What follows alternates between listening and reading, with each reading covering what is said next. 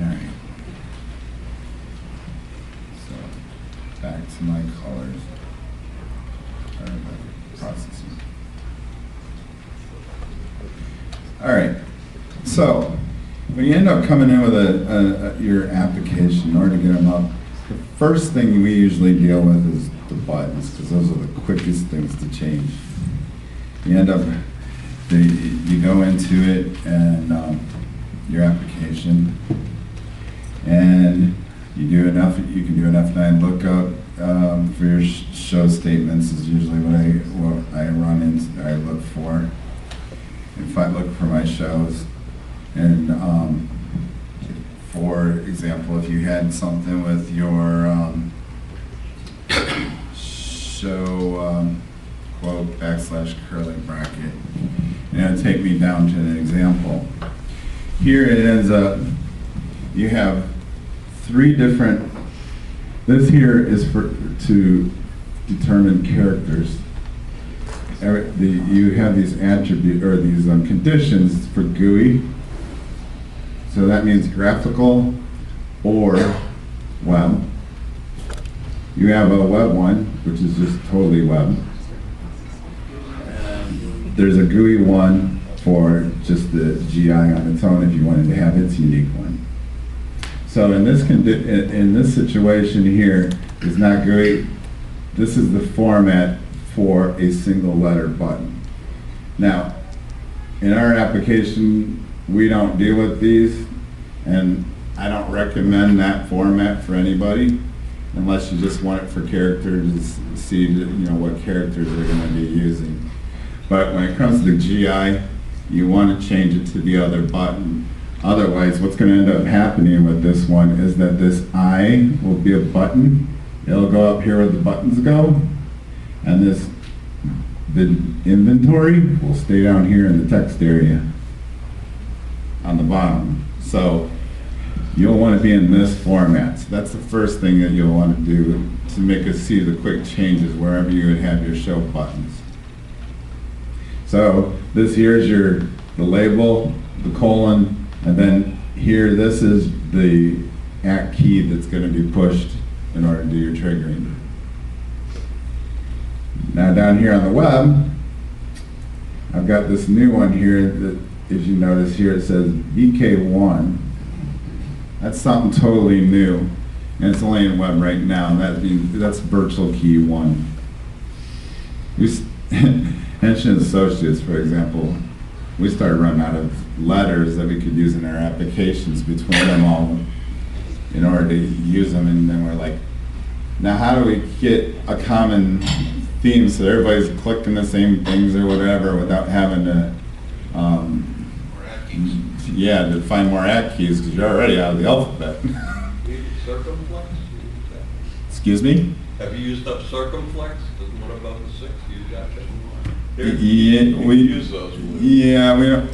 Yeah, typically most people don't like shifts and stuff, but even so, in my examples that I do, because when I do the testing, I have a file of like every single filePro command that will display, so that I can just put a Y in it to test to see whether or not it works. So here this here is a virtual key, and you can go up to 16 of those. So you define it just like you would any of the other like break keys and all that. You put it in your brackets, and then VK0, 1 through 16. Or 15. Yeah, 15. We don't use 0 because we're using that internally for something else. But all the other ones are fine. So you got 1 through 15 to use. So that's 15 more buttons that you can use when you define your buttons. But there's not going to be a keystroke that would be the equivalent of that. It's only going to be accessible through the web. Correct. But when you come into add ENSL, enter selection, you got your add S at K because it works just like a browser key or whatever it would be when you're doing it. You have your equals VK1. So there's where that comes back. It's a special key. And then you can go to wherever you want to go. In this situation here, I'm saying go to notes, because what I did is I created an example of the images that I can, when I print, that it'll end up going to an image file, and then you can view the images afterwards. Where do you define those, or is it right there? Is that defined right there? This is where you would define them. Typically, if those who aren't familiar with @ENTS, yeah, that's an enter selection. So whenever you come into the selection, this is going to draw. But you're defining the virtual key in a show statement, basically. Correct. Now, obviously, a show statement only works for one line for the most part, or else it'll get wiped out.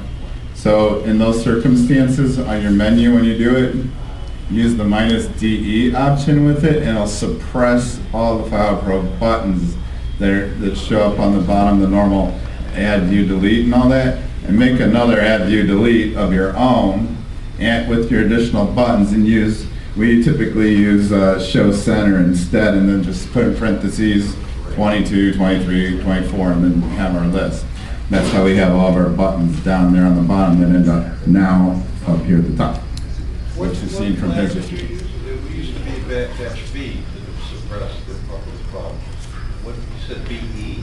Yes, -D suppresses all. -D, I mean. Yes, -D suppressed all prompts. But what ended up happening when GI came along, I couldn't get my buttons there because filePro kept overwriting them all the time. So I go, Ken, could you please create me something that I could just suppress those? Because I still want my cancel and my delete keys to be there without having to program them each time. So that just suppresses only the buttons before update mode. Then that leaves the update ones there so that you can still act on those, or don't have to program them each time you go through a field or whatever. Now, there is another, I forget exactly what the other option is, but there is one in order to only suppress the ones when you're in update mode, but I don't find that nearly as valuable for my own use, because I always want to have a cancel or whatever, but it's there to be had. I'm a little confused on the VK01. Where's that defined? Like, how is that set up? This VK01, Yeah, we're defining it In the show. in the show, right here. See, it says notes VK1 in print or bracket. yeah. That is a special key. Just like break is, if you go, if you're like cancel, you can capture that and it'd be square bracket BRKY, square bracket. You can capture that with that SK. If you're in a browse lookup, for example, and you did a break, you can capture those and things like that. Is there a list of those, or do you just make them up on the? No. You make them up on the fly. You just make them up. Well, as far as the virtual keys, you can make up 1 to 15. There are other options though. It's under, if you look under your F10 help. DEL is F4. F9. The what are they? I got confused when they started moving things around. Is that what they are? Yeah. So here they all are. See, SK codes, there they all are. And this is what they're associated with in a label. But the virtual key doesn't have a label because there's no keyboard equivalent or anything. It's virtual. And you could theoretically, tell me if I'm wrong, if I'm sitting on screen 1 at SN is equal to 1, and I show the word notes for that screen, then I click that button, the program doesn't care how it's named, it says notes. Then I can say on my end cell, if at SK is VK1 and at SN is 1, do this. But now I'm on screen 2, I want to show, instead of notes, I want to show Christmas. The button says Christmas, the end cell can detect that I'm on screen 2, and I could really use those same 15 virtual keys uniquely for each screen by adding a second test to my end cell. You can. But I want to show you something that you might even like better in that. I mean, you can still do that, and it works great for when you're just doing at keys. But what I'm going to show you later, to me, is more powerful. Because I don't care if I'm an update or not an update. Chris, VK01 is the button on the screen, is that right? No. No. What it's sending back is the special DK, key. It's a handle. it's just the tag, just like these are. It's just telling you what happened when you click the button. Oh, okay. So when I go, It gets assigned to add SK. Yeah. It That's gets right. assigned as a value to add SK, but it's Correct. invisible to you as the user. Maybe, That's maybe you want to click the notes up there. Right. Oh, You so- said if you click on this button, assign this value to add SK. so Technically, that's what you essentially that's what it did. Now, if I mean, I could run the process and all that, but what it's doing, well, actually, debug. So I'll click that and see. I don't know, can you see that down there? Yep. So the mid of the first character of 2 equals The first two characters. first 2 characters, because I don't really care what virtual key I'm using when I did that. Does that make sense? But, so, for those who are out of buttons, this is just a nice way to get around those for the web. So that created the notes button up here, because when I had it, it was defined and said notes. And that would work in normal filePro GI too, would it not? If you have a mouse or something. If I you're show- Pressing it, right? I think that would work in GI, would it? It's just limited GI, would it? That VK, and the VK stuff might work with GI. I can't remember which actually implemented key codes. I think he did. Oh, that's the issue. We don't know if the client has it in it. If he's sending back whatever we tell him to We send back, send doesn't it, but matter. I don't know if the client has it built in order I to think, support I it. think I tested in the client. I'm pretty sure it worked. I think it Okay, worked. so there you go. He thinks, but we're not sure. If not, he'll make it happen. I guess I could bring it up over here. Nope. Instead of just thinking. Okay. So let me bring up GI. Well, since people have to get the GI server anyway to do the web, Yeah. it's a good stepping stone test. And I'll tell you this, part of the reason why the whole GI kind of got merged together is that it's a lot easier for us to debug in GI than it is in web overall, so the logging and all that is relative to that one. So we kind of like say, did it work in GI? You know, before to know that whether or not we were on pace.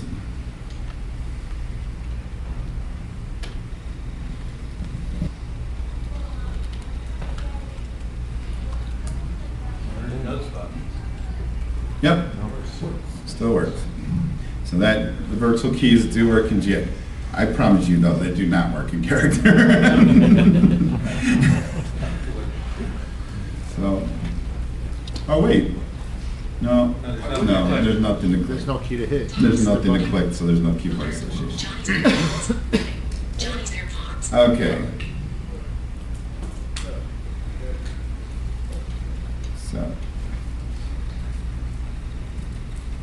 So is there any questions on the buttons in general? Because I'm going to step at this at one step at a time to walk you through. I got one question. Sure. Since it's a virtual key, if you have a touch screen, it will work, correct? I mean, The web interface does, the GI interface does. a mouse, Yeah. it's not That- gonna discriminate if you just touch it and it'll work. But you're not gonna It find- doesn't know any difference because the object you put on the screen is touchable or clickable. It will care. That's great. Never mind.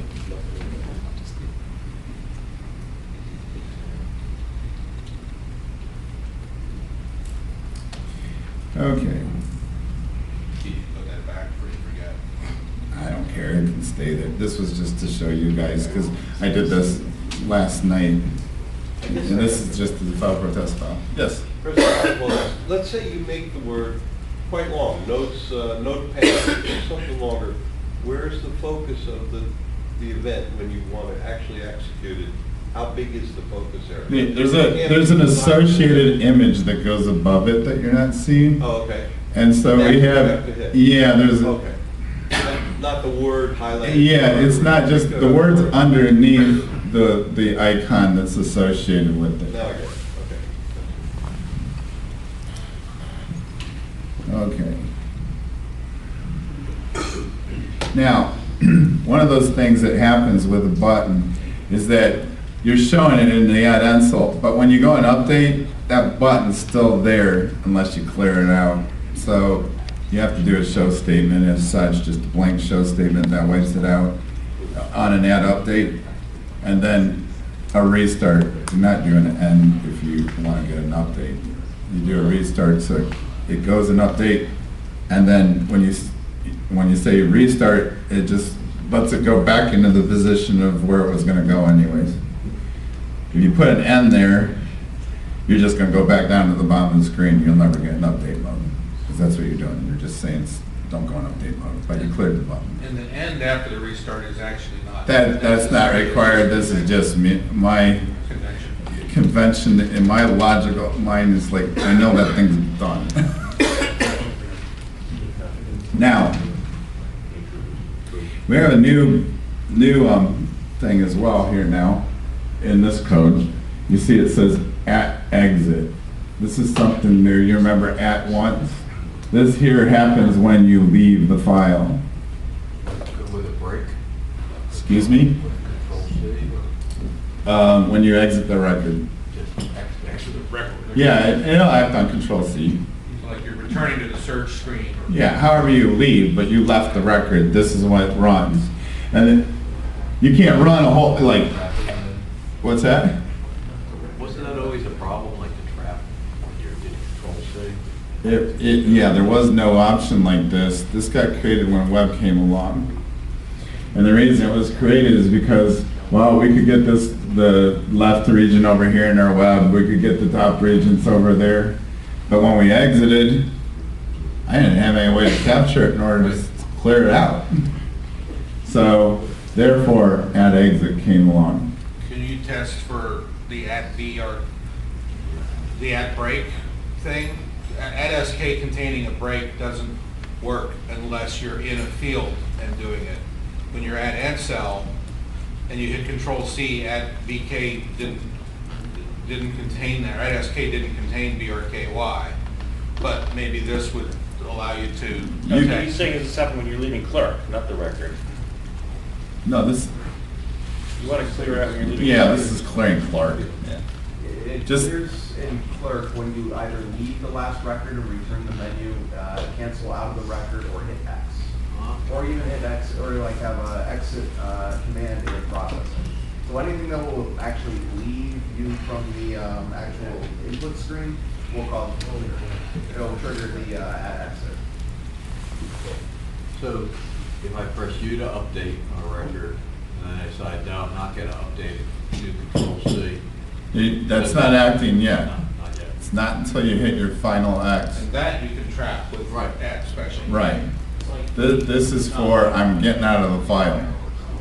The word, the command exit, But if, hit next. but if you went in with index mode and you just hit Control C, you're not actually getting completely out of the file, you're going back to search again. Or if you hit B for browse, you're leaving the record and going back to the browse. No, So that's, for those two no, you want- conditions. You can't trap the break key in that. That's what I was. yeah, you got Leave the that break key on video. those, you can capture. Usually doesn't work, but we'll do it. It would come through that. I guess the confirmation is, does the add exit trigger, if, can you go sit on one of your records for a minute? Sure. Sorry. I think it triggers when you're leaving the clerk, so if you went in with. Well, doing you only want me to put indexes, something, you you'll never exit, see that exit. with, well, Put a show statement, put a show statement there, or something, maybe, whatever message box.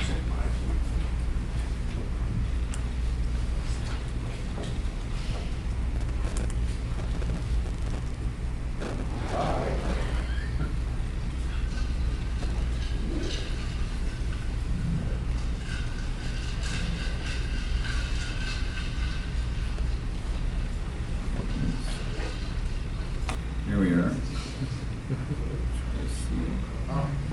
what did you hit just now? Control C. And where's this going after this?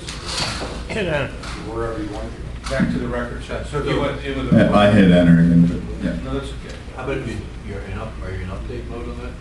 No? Or you have to enter select? No, I'm not in update. If there's I'm an Can you go update. into Hit an Control index? C. It didn't do anything. It has to literally leave Right, on on your way out. On the way out. Can you go into an index? Sure. If there is an index list for it, I'm not sure. Yeah, okay. So Control C should bring up invoice number from. That's After I right. hit this. Okay, so you don't have to leave the whole file. It's leaving the record that it's Yes. triggering it. Which is- Excuse me? I was hitting Control C to go back to this point, but I could just as easily hit X and it would have done the same thing. Well, or would it go further? Well, it would have gone back to, it would have gone not to the index, but that's the nature of filePro when we do it. I'll go back in, hitting the letter X, there's my exit, and it comes back to, Can you do one more? okay, which way you want to go now? Go into an index or whatever, doesn't matter, and then hit your browse button or your B key. You want me to hit What? what? Because you exited the record. so you- Well, I didn't. You wanted to go to browse immediately, right? Well, you're back in browse mode. Is your browse the normal browse there? This is B for browse. Okay. So I left, it didn't trigger there. No, well, I didn't exit. If you're talking about, I'm sorry, you were talking about through, if I toggle my browse mode on? No, he was saying you left your virtual keys up there and they were useless if you were in browser mode because you didn't hit that line. Right? No, they stay there. Right, So if you're in browse, Yeah, what record would they be pointing to if you click on one of them? this X, The exit didn't trigger. If I leave the record to go back and do a new index search, it's triggering with the Control C. If I leave the record all the way back to picking another index, it triggered. Both cases I didn't leave the file yet. If I issue an exit command, it's going to dump me completely out of RClark. Obviously that's going to trigger.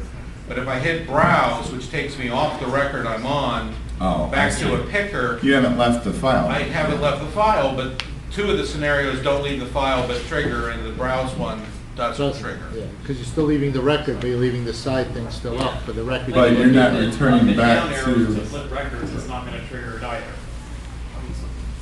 you're not returning back to the way you came into that record. When you do a browse, you have still the selection to go to another record. But Yeah, but but I have to it's search still it again. I can't go back to the record that I was on when I hit B. I've sort of lost, well, you can hit enter on the one you're sitting on, I guess. But, okay, I just So you wanted gotta to know. capture that key B, wipe out the side, and then force the B to go in, push key B, or continue with B. Because when you're hitting X, you're clearing the side. When you're deleting, you're clearing the side. When you're going to browse, you're leaving this record, but you're not clearing the side. If that site had record-specific stuff on it, you Right. might want to have that action, take that down when you go to the browse until you pick another one, and then bring it back up again. Well, You still can, I guess, at key B and then. Yeah. you can then do an at key B. B and then Right. take it down and then, And then do a dookie. Right. right. If you want to do a dookie or Yeah. make your Or own. make your own. By the way, it exits without going through automatic processing. Excuse me? It exits without going back to automatic processing, which normally it does. after- It would, I didn't go run, this, I don't think has, might have 2 lines of automatic, and I didn't go through You debug won't with see it. it anyways. When you press exit. I'm not sure. I'm not sure I understood the question. He's saying that exit doesn't go back through automatic processing. No, it wouldn't run auto on the way out. No, it won't. That's correct. That's why we had to make that exit. And you have to be very careful. Well, the main reason was to clear these other objects. If you hit the X or the delete, which you don't have any other processing, but the B you can catch and clear it manually. But even outside of web, I've been trying to figure out a way to log the time that they left the record when they hit exit or Control C and to capture that. And I can't, because at SK detecting the BRK only works when you leave the update mode, not when you leave the record mode. Mhm. And maybe that could just be supported, or maybe I can now use this to detect it. Okay. Worst case scenario, I could see it being beneficial that if @SK contained what did they hit that caused me to be at @exit. So inside the @exit routine, did they hit Control-C? Or did they hit X to get out, or what did they hit? Okay. Anyway. Oh, no, that's fine. You guys have questions, feel free to ask. I'm taking this today and kind of going with the flow. So, last night, this is just a quick HTML over here, nothing really fancy. That's all there is to this code. So, as you notice, yeah.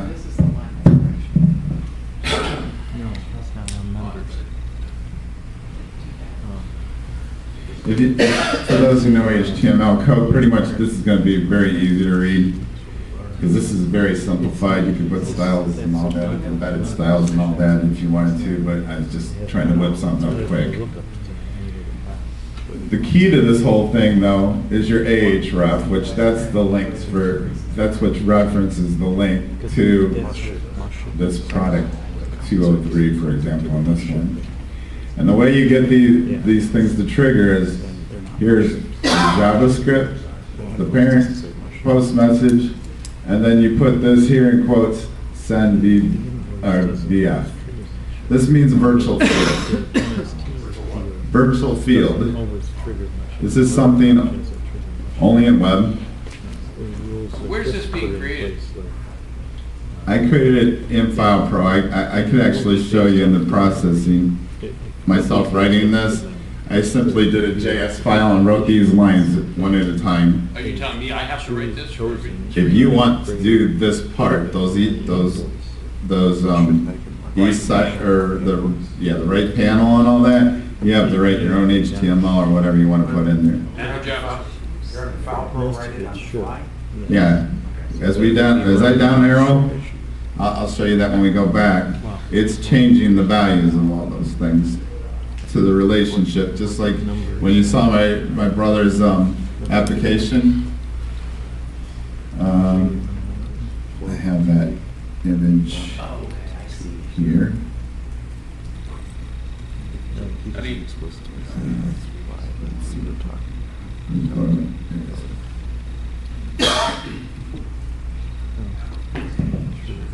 Remember this yesterday? Maybe a different color.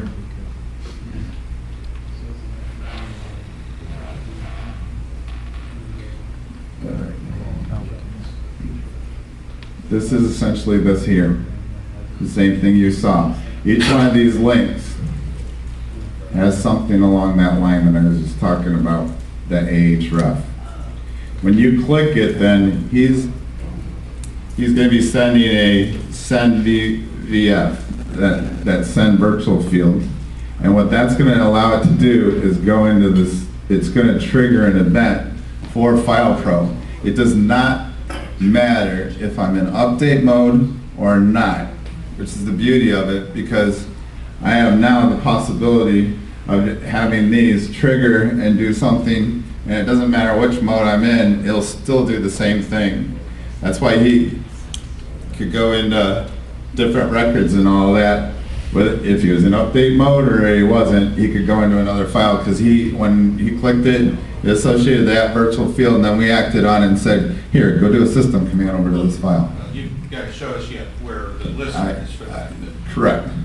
Go ahead. If you're, the file that you write there, like on the fly, are you like making a new one every time, or is it just like a single file that it knows to read I'm doing it every time. In mine here, example, I mean, I just used the flat same name. Obviously, that is not going to work. Yeah. But in our example, you could deal it with session ID, because each one's going to be a unique session, or some other hook. We have events, like you can capture the IP address of a client if you think they're, you only have a single person, which I wouldn't recommend really, but there's different mechanisms that you could capture that. So you just handle cleaning up, you have 11 trillion HTML files that. If you're dealing with sessions, eventually you're going to get to so many, I would hope, I would think. But you can Clear them out. Yeah. Okay.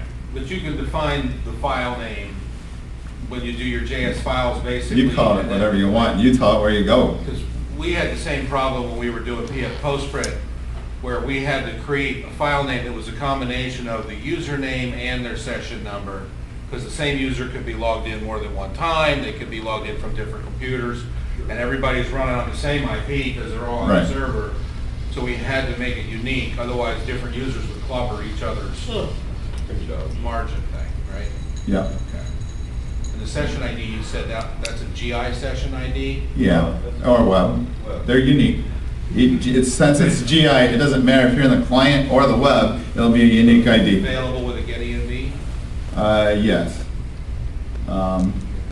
I'd have to go, if you do, a real easy way to find out all the environmental variables for GI is just do a little command and do a dump. Do a system, do a set and say dump it to a file, and then you can go read all your environmental variables. But session ID would be one of those. So I'm not exactly sure the exact format for that. There's ways to know, like, let's say, we use in the environmental variables, we like to use the IP address in order to tell which computer we're referencing for those people, because we use static addresses. So if people are moving around the office, we want to figure out which printer they're closest to. We use that IP address to say, okay, they got anybody on this IP address goes to this printer. So that's how we handled that kind of thing with that variable. But back to this. So this send VF, and then we have a colon. This here is the string that passes to it by using that. Now, that value can be really long. I think it's limited by 10. I think it's 1024. But so then this is just the rest of the parts of the text on the HTML. What is that JavaScript parent post message calling? This is calling a JavaScript that the web client understands. Is that part of? It's just built into it. The parent means the parent from that window that you're working in, which then is the real GI client or the real session. So that's built into the client, and it's built into the web, right? Right. It's not something we write. That's just something that. Yeah, you're not writing any of this part. As long as you follow this here is structure, and worry about this send VF. You only have to worry about changing this value right here. I'm not totally a JavaScript programmer myself, so they tell me to put this on there, and I put that data in it, and it works.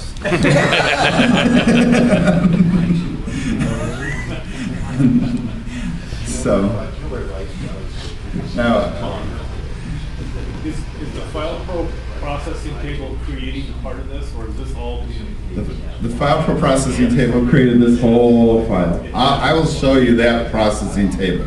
If you notice, there was a call statement when I was in add-ensel, because it's running in add-ensel. It's all in the call. I tried to put it in the call so that when I did show it, you weren't confused with all the other code. So I'll show you where that's coming from. Chris, how much of this has come out with the product as far as samples and tutorial? I'm planning on sending samples out. It's not currently in the version that they're in disbursement and all that, but I have physical files. I've even been working on, and I'll show you a little later, where I've taken these things and like been able to make it so you could change a color by just clicking it and then selecting a color out of the whatever thousands of them and all that. I'm planning on giving that, but when I was in the process of trying to get it all done, debugging and everything else got in the way. So I got the whole interface pretty much pretty and all that, kind of like it would work, but I haven't wrote back to the files that they are key to at this present time. But, so I can show you what it looks like. I just can't, it won't write back to the files at the present time. Chris? Okay, so is there I'm just CSS trying to file somewhere that tells where to put it on the right, where to pop that up. No, this is just the contents. This is the HTML that's filling that frame. That's all it is. I will show you how to open it and close it here as soon as I get back to the code. Go ahead, go back. You may be answering her. Okay. So.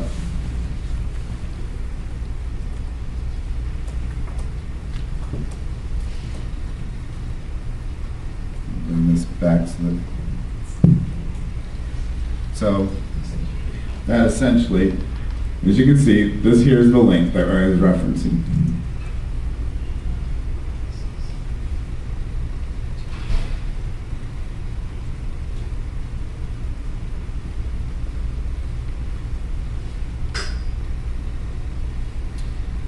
Okay. You really don't have to worry too much about a lot of these two lines because they were just extra from when I carried on something. I put an environmental variable in there in order to get that web IP address, but you would need that if your servers are separate, as I mentioned before. But I would hope most of you would be on the same server just for usability. But if you're doing them separate, like let's say, for example, you had a SCO box that doesn't support it today. You have your fileProWeb on there. This would be the IP address then of the server that you're going to use. It's not the SCO box, so that it knows where to go retrieve it. And you probably have something like Apache or that running on the SCO box in order to bring it up. So you don't have to worry about that too much. So here's where it is. First of all, in my processing table, you have your client location, and that's telling where it's going to be in filePro on the server. Now, I didn't show this earlier, but we'll get to it later, but the structure, the root drive location is essentially at this point. There's a path, and then that will get to this root location.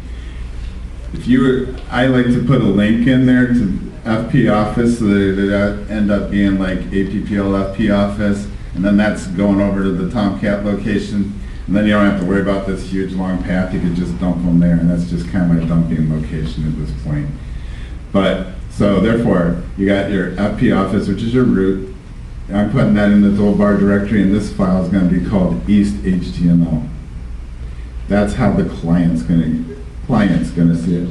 Now, where is that really residing? Well, Getty and fileProWeb, which gets me my APPL.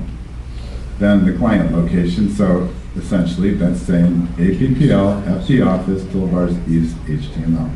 That's where it's dumping.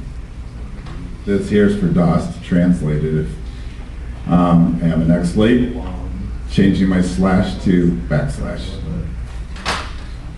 I guess I wouldn't have to do that because JS file handles both slashes. For those not familiar with JS file, this is one of my favorite commands as far as just writing things because it's just quick and dirty. The :CR on the JS file says create this file. So what is that file? Right here. You could just as easily not using a variable, but just literally put the whole value in there for a path if you wanted to in quotes. Then JS file, write my HTML. The character 13, that's just a carriage return just for my usability of reading. It's not required in order to get the HTML to display. I have a title on my page, then I got the header record. So essentially, I'm just writing my HTML because the TX says write the text. So essentially, it's just writing the text. So I'm just writing all the different lines of my HTML. So here, I'm just checking whether or not it has a value. So in this particular file, the 11 here, in the training file, this is 11, 12, 13, and 14. This is that invoice file that's in the utilities of every single file profile, except for the fact that I added stuff last night.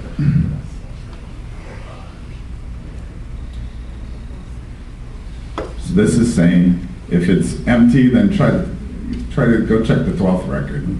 So I say go to the next 12. Otherwise, it's just looking up the product file, and then I'm writing a row, then a table, then.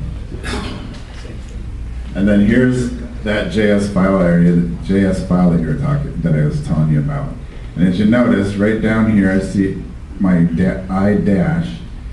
I use that as a flag to say, when I get down to the events eventually, which I'll show you, that's just telling me that this is an option in my way of thinking. So I dash is just saying, okay, this is going to be an image or an invoice file. So I say I dash. You can make that anything you want. That's your prerogative. Because later on, that's just something I'm going to throw away. It's just to tell me which fork of the road I'm going to take. This created HTML file east.htm.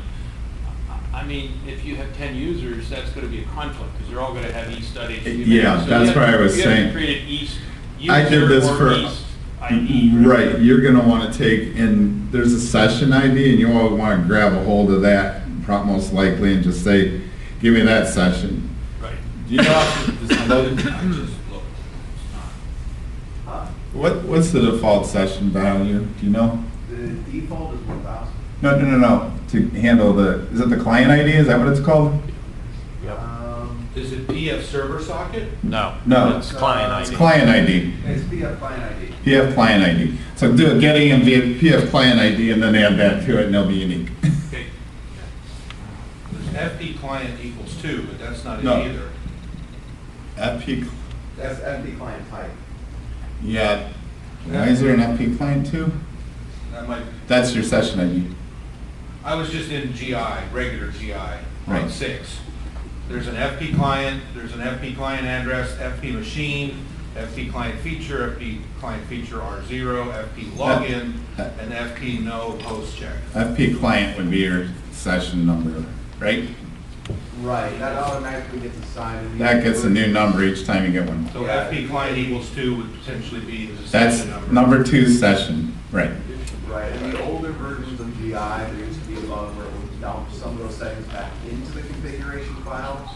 That's been fixed, they're automatically assigned now. Yeah. So I'm not going to change this because it probably caused the other. Well, I guess I could.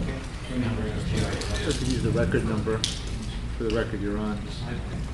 But anyways, Two people can be on the same record But looking at back that to what he frame. was saying, you build that into the variable name east dash 2. Yeah.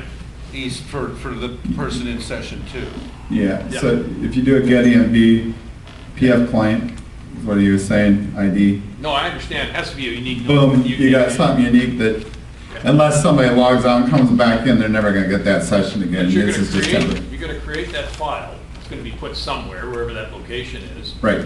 And then, like, we built this kind of stuff before, and so when we exit out of here, we remove that file. Otherwise, those things just build rapidly, You right? can just Well, check for well, in this existence and delete sense, before the you create it. session ID is unique, but they're always starting from the beginning. So you have a 256 users, you're not gonna, You're only gonna have. you're only gonna get up to 256 As files. people log out of the GI interface, They it will become free a- up that session number to be reused by somebody else. So, Right. yeah, so if you use the same name for it all, you're never gonna, once you get the cap, you'll never hit it Never be anymore. understand license, yeah.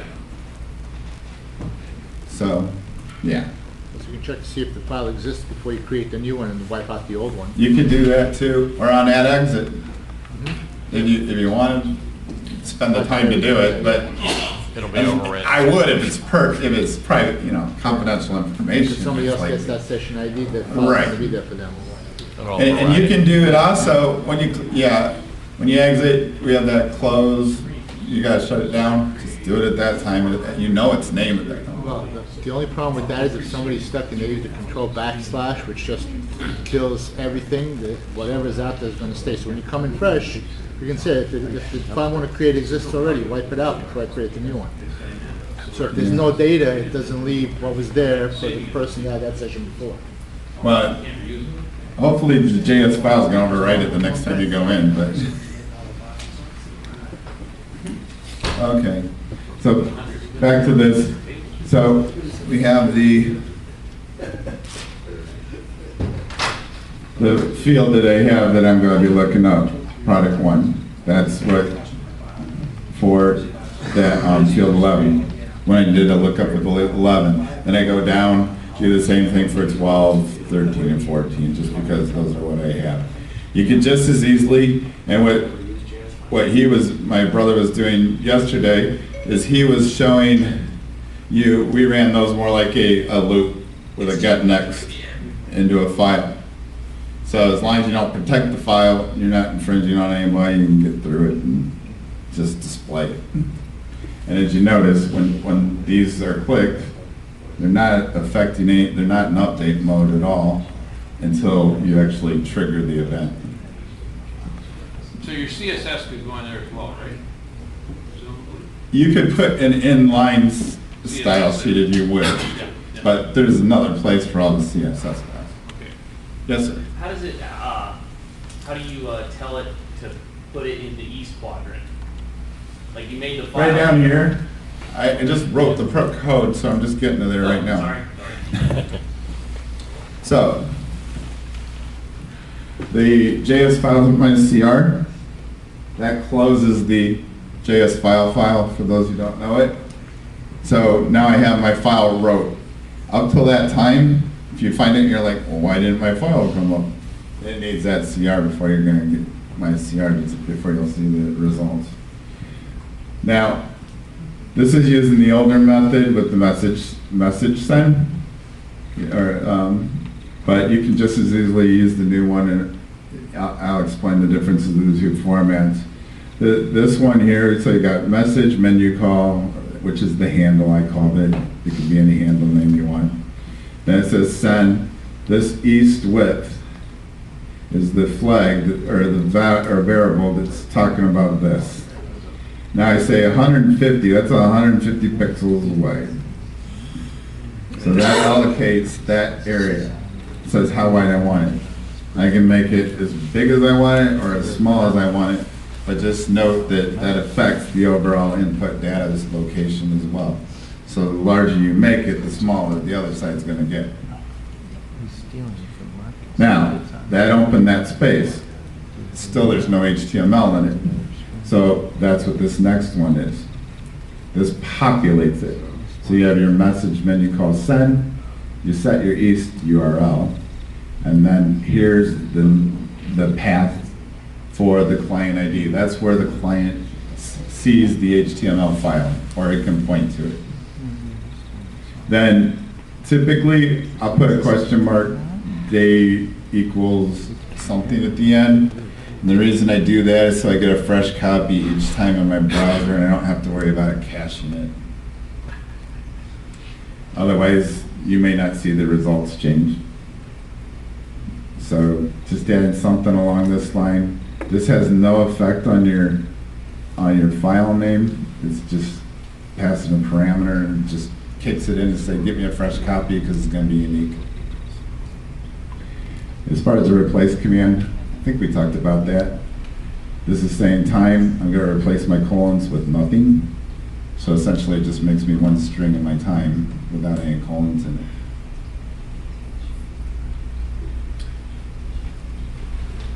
Any questions on this file before I move on to show you where the end results go? So the variable, the date variable, in the question mark, is spoofing the browser to reload it, even though the actual HTML isn't any different. Right, it's the same HTML. It may or may not be different, but. Yeah, it could be the exact same or not, but it's telling the browser, hey, don't give me a new copy because I need a new cache because it's got a different value to it. If you don't do that, I've seen, won't refresh the links and stuff like that. So I do recommend doing that. Client location have the full file name in it? The file name's right here, this client location. Had the full path in the file. That's like the URL. That's what the cust.html they were creating, or at least Correct. .html. And you know, remember, I got rid of the APPL when I called it because we're referencing it at the browser's root location. Now, if I had a separate machine, for example, like I said before, with an SCL box and I used Linux for your Apache. or if I wanted to even use Apache or something like that instead of Tomcat, and I wanted to point to a page on it, or even like Google Maps. It doesn't matter what that is. It could be external. It doesn't have to be internal. In that situation, you have to tell the whole URL, including the HTTP or S. To repeat something you said yesterday, there's really two addresses to that folder. One that's local to the machine, where the D drive, whatever, where you're going to do your JS files and write it. And the other one is the URL-based one with an IP address in it that you're going to tell the client, go get it here. I don't need the IP address in this situation because I made it in the root of my directory, but yes, if it was an external source, I would need the whole the reference. Or map folder, and if that's connected so your Apache Linux can see the folder that you dropped it in on your SCO box. Correct.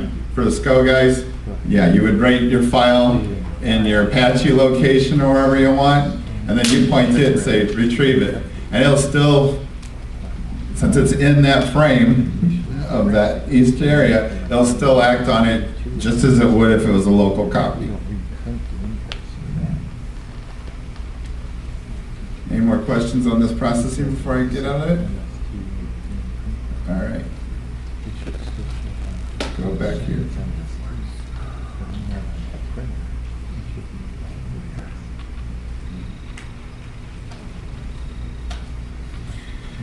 Okay, here's how this is all coming in then. You have @when virtual field. So when you had the send VF for the virtual field, here's where its value comes through. So it gets triggered and it falls into this value of @VF. So it gets passed into there. Much like if you had a PW flag and then, or a PM and a PW and passing back and forth with those. So this ends up having the value in it, and then you can parse it any way you want. And in my situation here, I'm just looking at the first two fields, and say if it's not equal to I or that, or N, just N. If it equals N, then I'm going to go to the notes, but this one was I, so it's going to fall down through here. I do that. That's my own use, and that's because when I have it here, this is going to tell me, if I have a whole series of these, I use those as more or less a tree in order to say, okay, because everything's coming into this virtual field when you do those links. So I just say, okay, when I do this event, then you go that way. It's kind of a traffic cop. And so my hyphen's just an easy way to see it. If I use just plain I, who knows, it could be in a file name or field. Just to clarify, so I clicked on product 201 on the far right. Right here. Or 203. Correct. And it sent back I-203.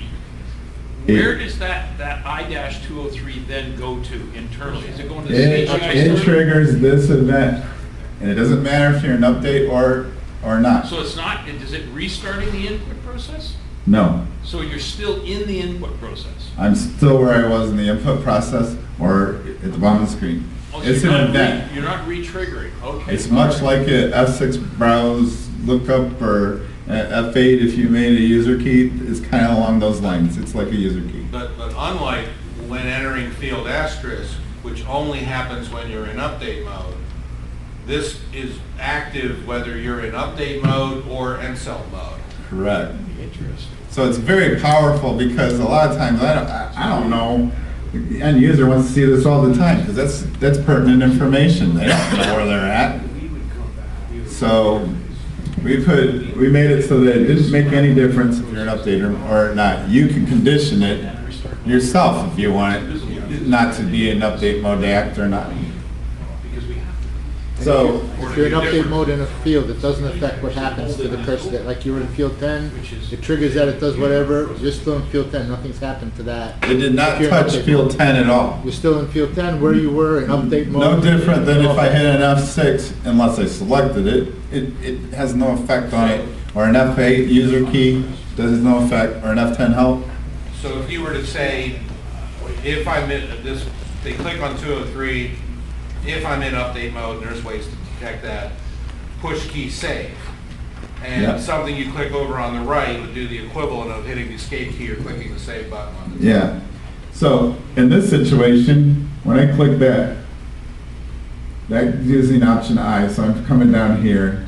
I didn't commit because I made sure that I could pass it. I'll show you the envelope in a bit. But so therefore, what I like to do is then put in a field I take and replace the I dash with nothing. Now I'm only left with the value that I'm really wanting to work with. So this was just the first two variables or characters I just use as a traffic count, more or less to tell me where I'm going to go with my code. The real data that I care about is all the things after that, which in this case would be the 203. So then I can pass the 203 in my lookup. Can we see the HTML again for a second, where the 203 is coming from? Sure. So what's coming back is not just the I dash, it's Whatever you send. It's whatever you send. This says I-203. That's what I put in there. And that goes into FDF, which can be how long? 1,024. No, it can be the maximum length field filePro. So There you go. Maximum length filePro can hold. And we've actually got rid of the blanks at the end because that was an issue at first. So it smashes and gets rid of the blanks at the end because at first I had all that padding on the end and I'm like, I don't want to put a curly bracket. So yeah, so this is gonna for this record it's gonna say I-203. This one's gonna say I-201 because the 201 is my value. The way I do it here is the I dash is just saying, okay, I'm gonna go to this process routine. If I had it the end dash, then I'd gone to another process routine.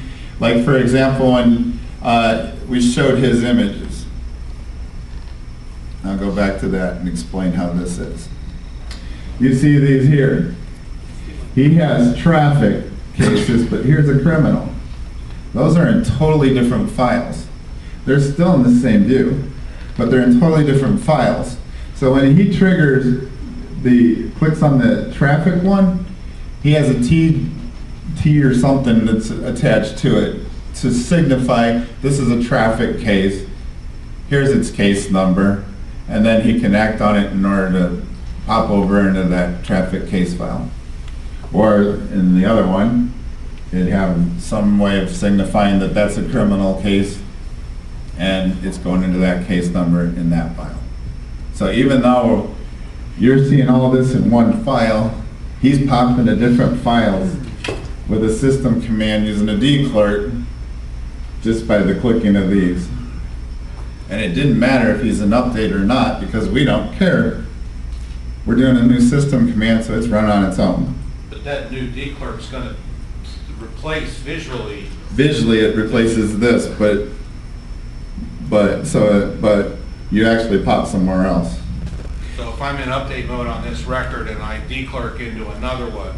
Make sure it's not looking this record up. Correct. So now you can see how powerful this could be. For dangerous. Yes, either way. You could do away with menus if you want. My first prototype, I did a do key. They do, made one of these over here. You could put a button here and say F, and then say do key whatever, do a directory listing over into that system command of that file, and then you run that at key F over there in traffic or criminal, and I'm still in this one file. As far as the end user is concerned, they don't see any different. But I ran the forms out of the traffic file. But all I did was I triggered only the process in the at key F of the traffic file. There's no way to branch to another tab or window entirely. Is there, everything's within this browser session. Unless End you up log with two in. R clerks running side by side from one of those Not clickers. at this present And you gotta be time. very careful, because if I jump from, without putting blocks in place, I can jump out of this file to the next file, the next file, the next file. When you're done, you gotta exit all the way back through, because you're locking up Unless easy. you change them, but- Does it work with this, like the system command? It doesn't use up an extra file per license, or? it Yeah, does? in his situation, there'd be no extra user accounts because System it's, commands are the another. system not commands another. don't count against your counts. Okay. So that's why it's nice, we can, I mean, this is the screen when he was in traffic. Remember, when he originally started, he was in like in a demographic file for all that person's information. So when he clicked, he could go to any of these from there. And you're welcome to, you could change he was changing this when he'd go from case to case type. So you could keep him from systeming again out of there and only allow him to exit if you want. Change the buttons or links. Is that a screen grab that you're showing up there right now?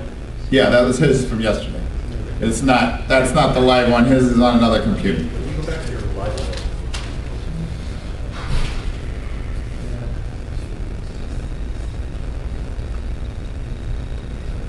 Can you take your mouse and do a right click in your virtual field area? Over here, Yeah. where you want to see the source? Yeah. Oh, that's what I was showing you here on the other one. Yeah, you did it. Right there, that's that source of that frame. Can you do the same thing on the main frame? You're gonna see stuff that you're not gonna recognize over there. But I just want to see how that's created. So that's all invisible. Okay, so 100% that's being created by This is being FB. created, that area is being created on the fly through filePro, and you're not seeing everything because it's got all sorts of stuff that's parameters and all that. However, we got style sheets that we let you change, you can What adjust this them. does is it helps the users, however, create new apps.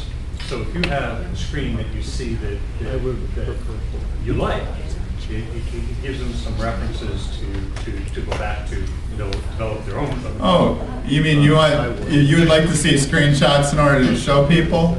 Yeah, just to show. Oh, yeah. Whatever. And- It just helps. We'll get screenshots of some of the things and put them out, on filePro's website.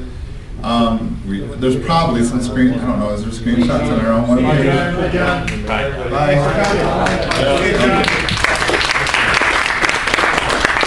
Sorry, Chris. Hey, Chris. Yes. We had a lot of discussion yesterday on that, sessions. If you had the sessions, and I don't know, I haven't worked with him, he's the program. But if you had a file up here for traffic, down here was the dockets, and you got your main case file, can those, instead in let's say in just a character mode, where you'd have to take another session to go into dockets, another session into something else, another session, by using what you currently have here, could you get by with one session and reduce the number of sessions you got open? Well, in other words, if you're up here, click on your upper right. Now, that could be something that's tied back to here, but you couldn't, I don't believe under the current, or under here, you just go over and you're using a system command. Right. Where before, in the GI or 6.0, you'd have to maybe go up and hit alternate function 1 or function 2 and a function 3 to get into No, them? you can do the You system still commands do it? in character just as much. You can do similar things in character, but you can't not be an update in the other way, and it doesn't give you the flexibility of viewing. Well, if I understand presently, whether I'm in text, GI, or web, there's only one window of actual 80 by 25 FilePro Right. data entry screens. You're that's- wrapping HTML this- around it, this and the section- new piece is they have this virtual key so I can talk to the Yep. core program, but if you issue a system command, it's basically the equivalent of if I'd have done an add key issuing the system command in the mainframe. Exactly.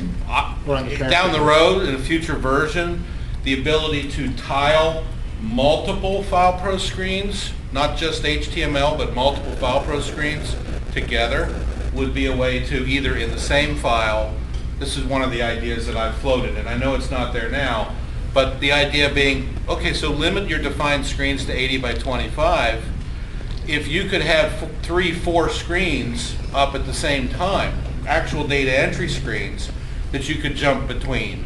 Fields couldn't pass from one to the next, but then if you're in character mode, they might be screen 2A, 2B, 2C, 2D, and I scroll through them.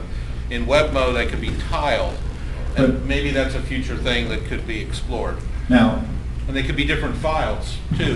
when you're saying tile, are you asking just to be displayed as tile? They'd actually be 4 sessions coming up because they're in the tile window, or are you trying to interact between all those? What I'm saying is, the idea, right now, this is basically a GI, the fileProWeb, the thing running on Tomcat, is like a GI client talking to the GI server, the same GI server back there. Mhm. It's spinning up pure HTML. That middle frame is HTML, as Right. you just saw.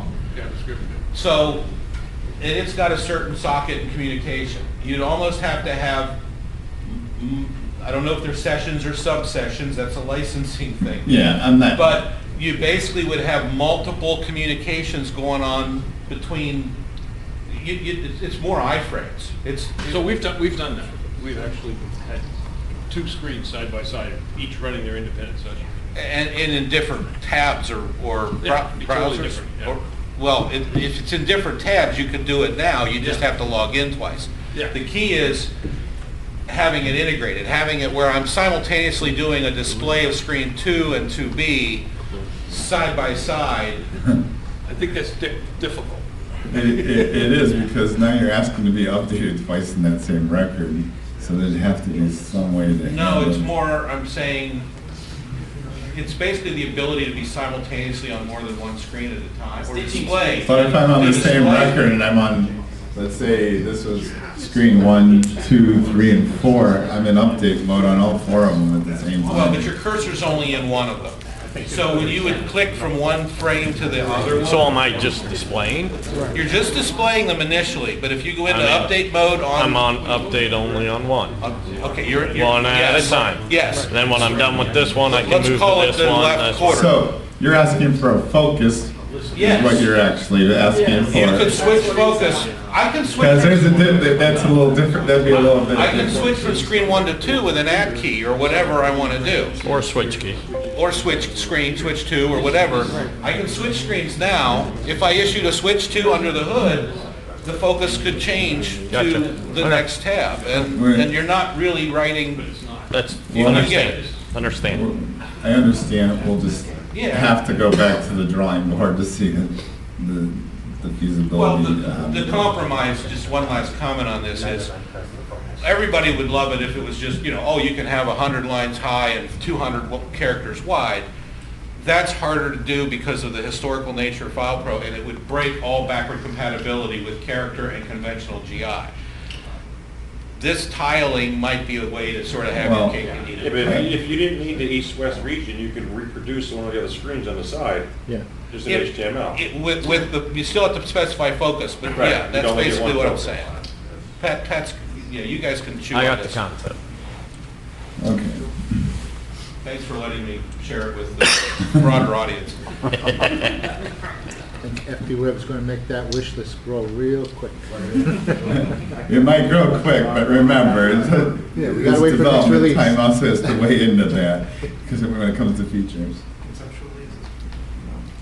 Yes. And getting only focused on one. Yeah, but he's wanting 4. I know. No, I'd be happy with 2. Something kind of like that, but you're thinking of, both work.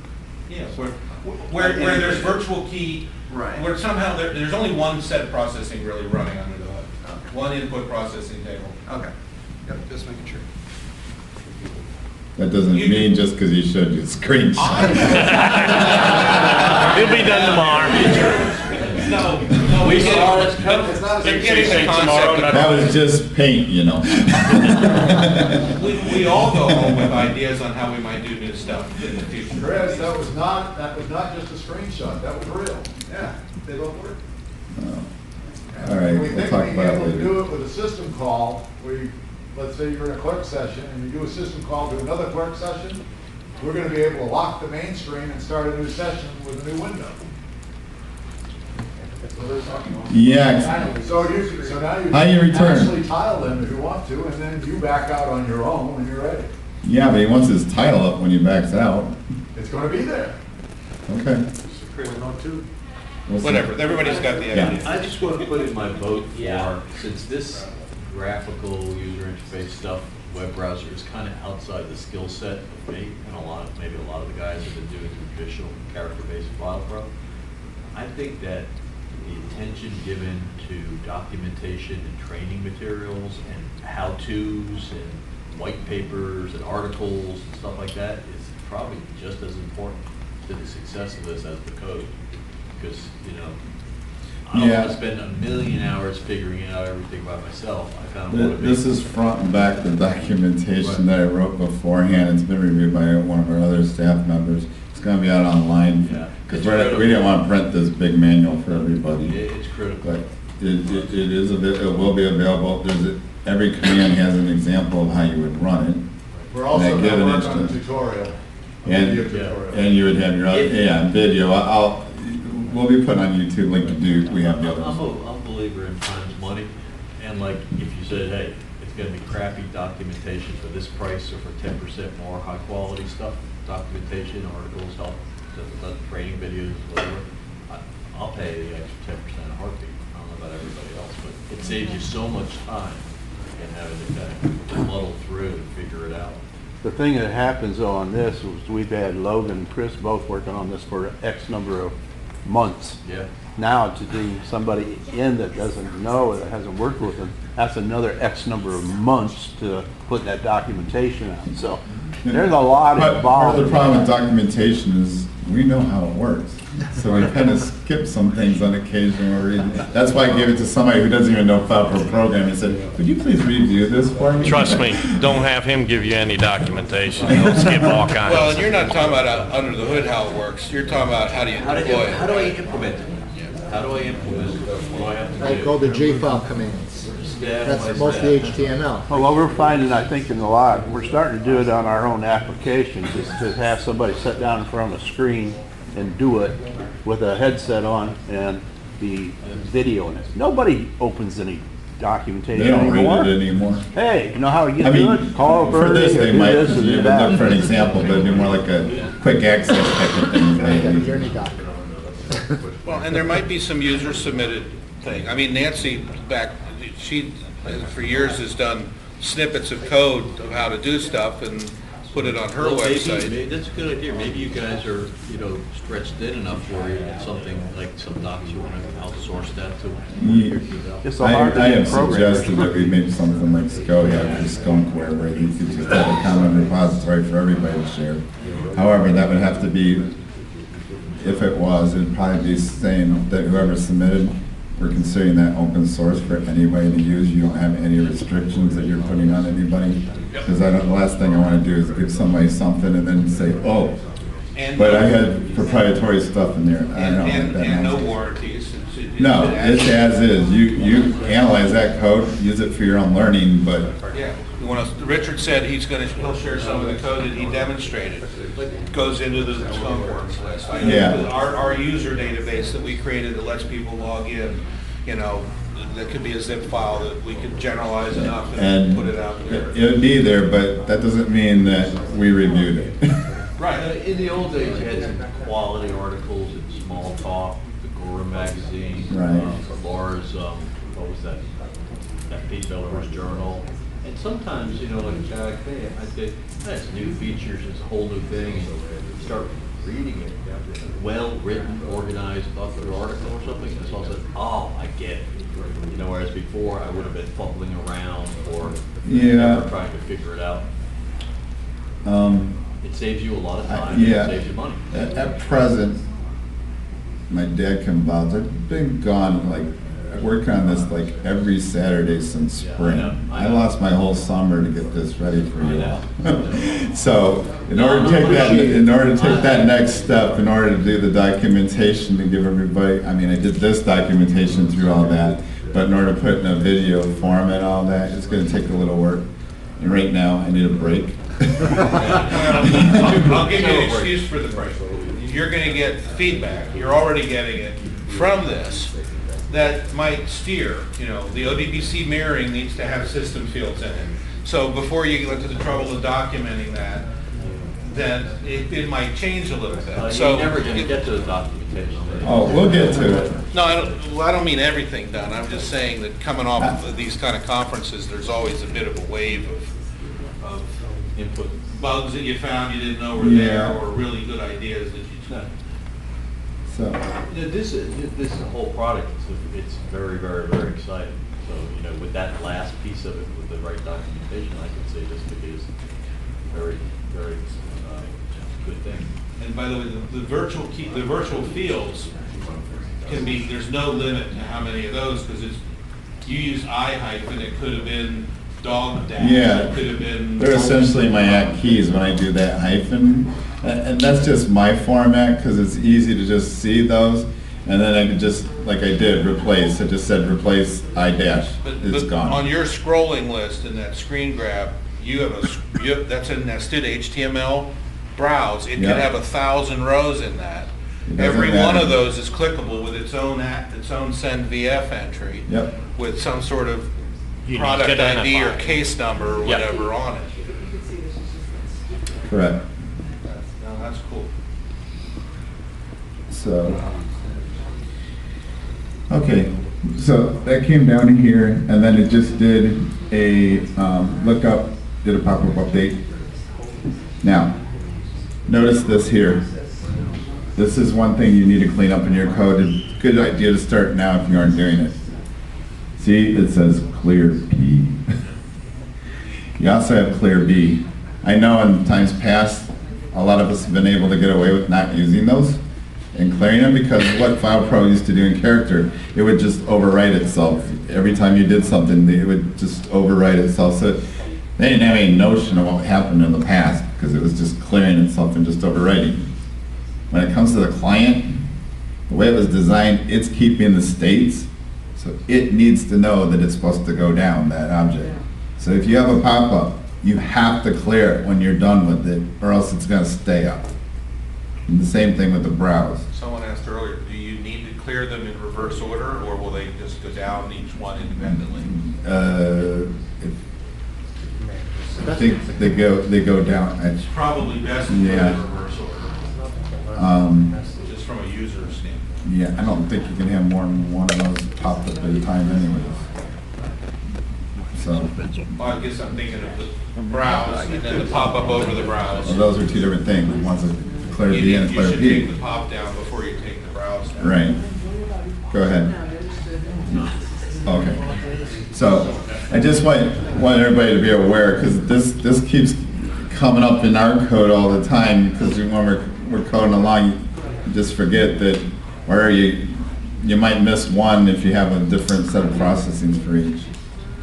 Now what that did then, just to show you, when I click this, there's the pop-up update. So I'm going to cancel. Then I'll do an update mode. Click the pop-up, or click this. Pop-up update. That's because somebody asked me to zoom it in, remember? So,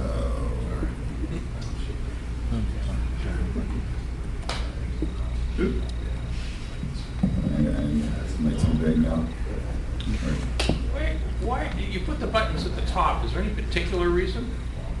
Look more like a ribbon, like you would be expecting in. But you don't have to, they can stay at the You bottom. can put them It's anywhere the you want. opposite of what we do on the character side, right? But you can leave them at the bottom. Remember I gave you 3 themes the other day? Oh, you can leave it at the bottom, okay. You can Top, put, bottom, or left. you have the left that you can put up, leave them up, which they're here still on the left, they're just suppressed. See them? Boom, there they are. Okay. So that's one of the ways that you could do it. The other way, they stay on the bottom and they look just like they do in GI in the bottom. Okay. They don't have any graphical representation like you have here. They're just You wanna plain add- a square box. If you want to add icons, do you have to use the top zone for the adding of the icons, or could you add icons in any of the north, south, Do east? you want to take and program them? You can put them anywhere you want. It's embedded. It's just HTML. It's just HTML and you tell it the area it is. What we were trying to get rid of is all the comments about your program still look legacy. So in order to get away from it, put a little printer up there, an icon, put a little $sign or whatever, and that all went away. It's so funny that a floppy drive is still the symbol for saving, even on brand new versions.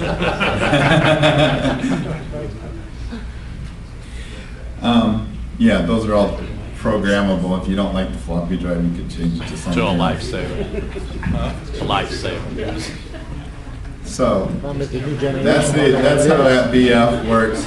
It's very powerful as far as I'm concerned and gives you a lot of flexibility. Go ahead. Since that's an HTML document, it can be as complicated or as simple as you want to make it as the developer. Correct. Use the style sheets, change the font size. It's just in a frame so you can do anything you can in programming. And like I said, it could be exterior stuff, but without those flags, it's not coming back into filePro. Right. Yes? You have to add references to your main style sheets in order to get them to pull over into the frames, or? The main style sheets have influence on those other ones unless you change the style sheets. But I'm not using any, I have not touched my main style sheets to bring that up. That's on its own self-standing or standing HTML document that I made on the fly. And if I did an embedded one, an HTML embedded, it doesn't have, it's a clear background by default. So if you were to see it on this screen, it would be blue unless you told BG color equals something in order to give it a unique color or something to stand out. Now, within the mainframe, there's not as much you can or should do, because that's being generated by the GI, by the Tomcat powered piece. Like Right. you can do style sheets on it, but You have some flexibility with style sheets, but be cautious. I'm not going to program everybody's HTML to try to Well, you're not. to do all that. You get a little area display. I don't know if I want to get to that level of it. If we have the time, I will, because to me, if people don't know HTML, that's going to blow them away. well, my point in that saying it is, you have to do some JS files type stuff to build the ones around the perimeter. You do not have to do any of that to run this in the main frame. That's correct. That's all happening automatic, out of the box. Move the buttons where you want them, but leave them at the bottom if you want. That's out of the box without having to do the JS files, HTML. I can run, my current program is, it's already adapted to GI in this. I won't have a north, south, east, west. I would have a south frame maybe, because my buttons would default to there. And as you notice, over there to the side, the values are changing based on what I have in there. Right. Well, It's not even the south frame, because the buttons on the bottom is part of the main frame.